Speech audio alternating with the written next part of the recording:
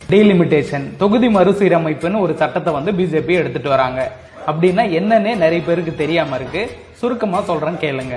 BJP ஆட்சி அமைக்கணும்னு நினைச்சாலும், BJP ஒரு சட்டத்தை போடணும்னு நினைச்சாலும், சவுத் இந்தியா சைட்ல இருந்து தமிழ்நாடு, கேரளா, ஆந்திரா, கர்நாடகான்னு இங்க இருந்து அவங்களுக்கு வந்து சப்போர்ட் வேணும். அப்படி சப்போர்ட் இல்லைன்னா அவங்க நினைச்ச மாதிரி ஆட்சி அமைக்கவும் முடியாது, அவங்க நினைச்ச மாதிரி எந்த ஒரு சட்டத்தையும் போட முடியாது. தமிழ்நாடு, கேரளா, ஆந்திரா, கர்நாடகா இங்கெல்லாம் பெருசா அவங்களால கால் வச்சு ஜெயிக்க முடியலன்றதால பீகார், உத்தரப்பிரதேசம், மத்திய பிரதேசம், ராஜஸ்தான் இங்க மட்டும் ஜெயிச்சா போதும், நாங்க நினைச்ச மாதிரி ஆட்சி அமைச்சுக்குவோம், நாங்க நினைச்ச சட்டத்தையும் போட்டுக்குவோம், உங்களோட ஆதரவே தேவையில்லை அப்படின்னு நினைக்கிற மாதிரியான ஒரு சட்டம். இந்த சட்டம் மட்டும் வந்துச்சுன்னா மசூதியையும் சர்ச்சையையும் இடிக்கணும்னு சொல்லுவானுங்க, கேட்டுதான் ஆகணும்.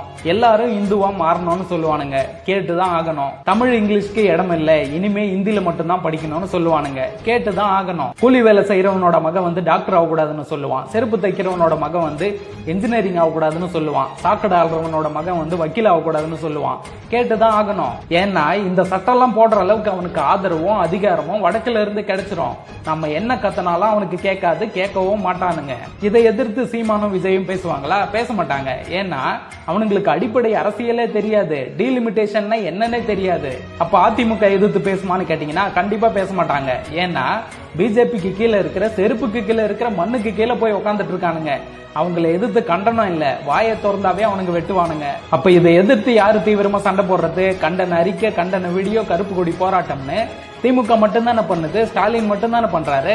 அப்ப அவங்களுக்கு தானே ஓட்டு போடணும், அவங்க பின்னாடி தானே நிக்கணும். அதை விட்டுட்டு விஜய், சீமானு, அதிமுகன்னு இந்த பைத்தியங்களுக்கு ஓட்டு போட சொல்ற?